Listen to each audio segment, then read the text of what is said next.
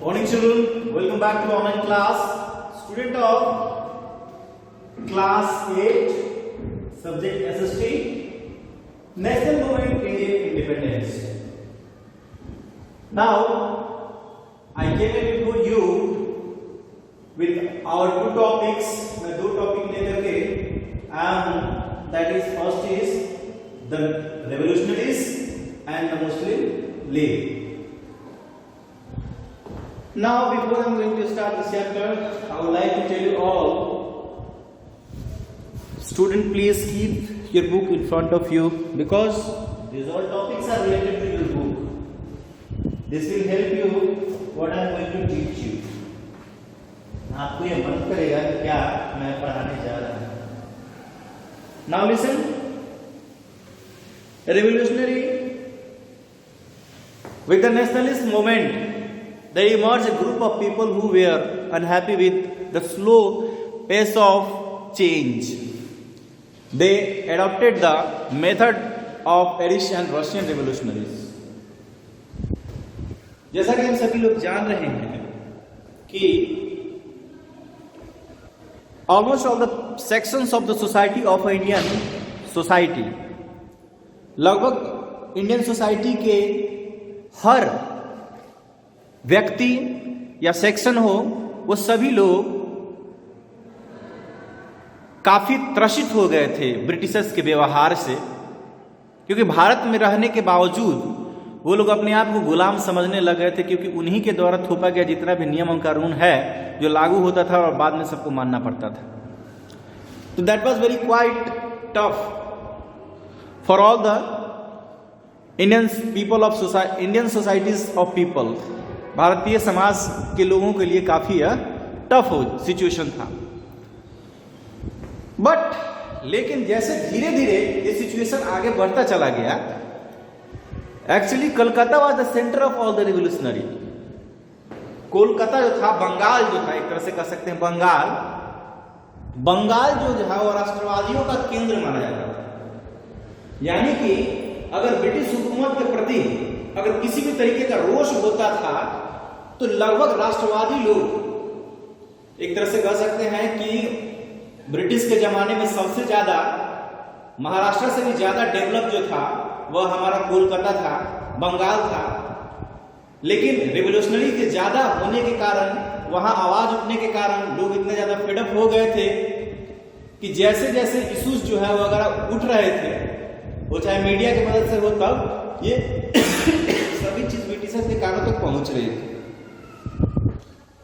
जिसके कारण जैसे जैसे इश्यूज वहां फैलने लग गए तो ब्रिटिशर्स ने यह सोचा कि अब तो ये प्लान अब वर्क करना पड़ेगा यहाँ पे. तो उन्होंने सबसे पहला जो राष्ट्रवादी का केंद्र माना जाता था बंगाल का विभाजन कर दिया. ये भी एक सबसे महत्वपूर्ण कारण बन गया कि अगर बंगाल का विभाजन हो गया तो लोग क्या हो गया, वहां से विघटित हो गए. मतलब फूट डालो राज करो वाला पूरा उसने पॉलिसी लागू कर दी. इसमें कुछ लोग थे, जैसा कि हमने पिछली कक्षा में पढ़ा हुआ था कि मॉडरेट और एक्सट्रीमिस्ट में जो है वह चेंज हो गया था. हमारा दो दलों में बट चुका था हमारा. तो हमने देखा कि जब हमारा आईएनसी दो दलों में बट चुका था, इंडियन नेशनल कांग्रेस दो दलों में बट चुका था, तो उसमें हम लोगों ने पाया कि एक नरम दल था और एक गरम दल था.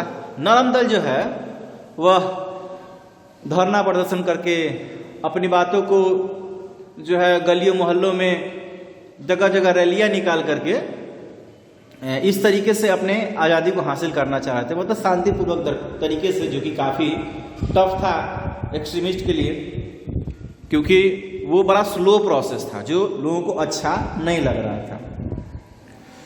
तो there a popular official and the looting money and arms, they were act to a Bengal, Maharashtra, Punjab, Tamil Nadu and many secret society which were formed by the revolutionary at this time.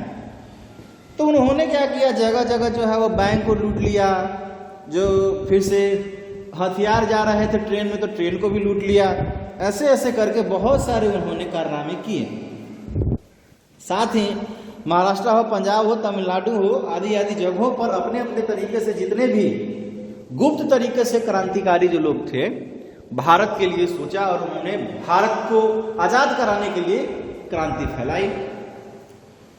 Khudiram Bose, Prafulla Chaki, V D. Savarkar and Madan Bhikaji Cama were among the prominent revolutionary leaders. वो सबसे महत्वपूर्ण leader थे इस काल revolutionary के दौरान, यानी कि क्रांतिकारियों के दौरान जो क्रांति होती थी।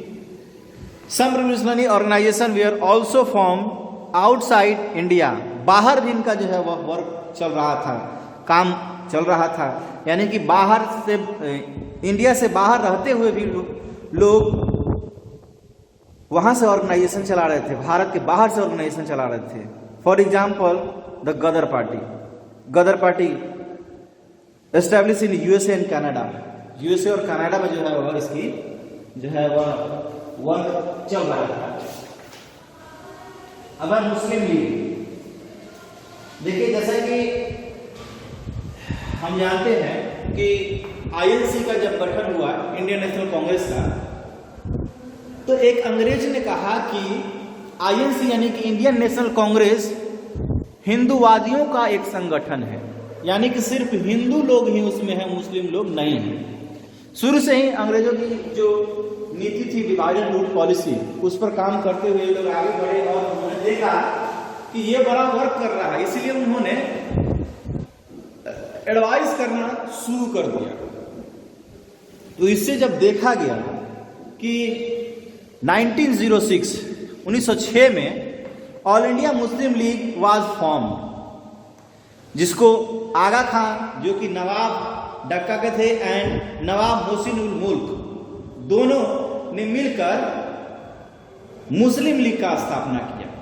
उसका सबसे बड़ा कारण यह था कि ये लोग सोचते थे कि अगर हमारा पार्टिकुलर दल हो जाता है तो हम अपने समुदाय के, अपने मुस्लिम भाइयों के बारे में ज़्यादातर सोच पाएंगे।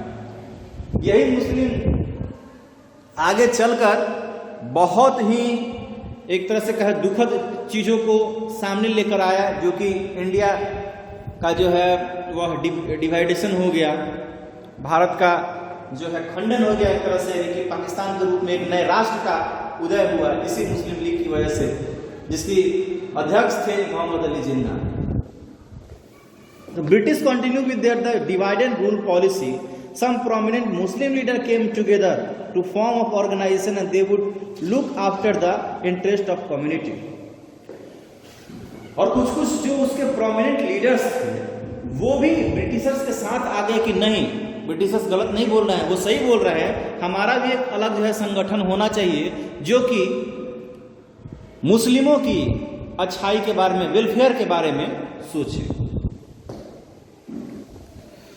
The aim of Muslim league, क्या उसका जो एम था, गोल था, to promote the loyalty of the British government among the Muslim, मतलब ब्रिटिश गवर्नमेंट के प्रति मुस्लिमों में लॉयल्टी जो है वो रखना, to promote and advance the right of Muslim and safeguard their interest, उनको प्रमोट करना और उनके अधिकारों, मुस्लिम के अधिकारों और सुरक्षा के बारे में जो है वह बताना कि उनका भी क्या अधिकार है, उन्हें भी सामने आना चाहिए। जैसे असेंबली में अगर उनके हिंदू के हैं, अगर जो भी हमारे लीडर्स, तो जितने हिंदू के हैं उतने मुस्लिम के भी होने चाहिए। To prevent feeling of hostility towards any other group, और किसी और भी संगठन की चीजों को देखना, प्रिवेंट करना उन्होंने ये तय किया। तो ये हमारा मुस्लिम लीग, और मुस्लिम लीग जिसमें मोहम्मद अली जिन्ना का नाम हमेशा से ही लिया जाएगा। तो चलिए आज के लिए बस इतना ही, बस मिलेंगे हम लोग नेक्स्ट टॉपिक में, नेक्स्ट टॉपिक के साथ इसी चैप्टर में।